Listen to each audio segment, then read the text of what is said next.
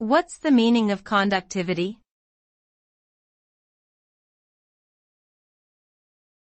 Conductivity.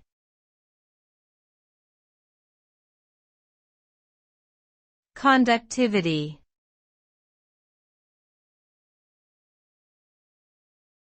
Conductivity.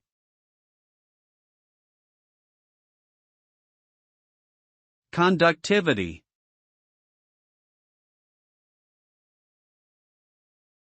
Conductivity refers to the ability of a material to conduct electricity. This property is determined by the flow of electrons through the material. Metals are generally good conductors of electricity due to the presence of free electrons that can easily move throughout the material. Non-metals, on the other hand, tend to be poor conductors because they lack free electrons. Conductivity is an essential property in many fields, including electronics, electrical engineering, and materials science.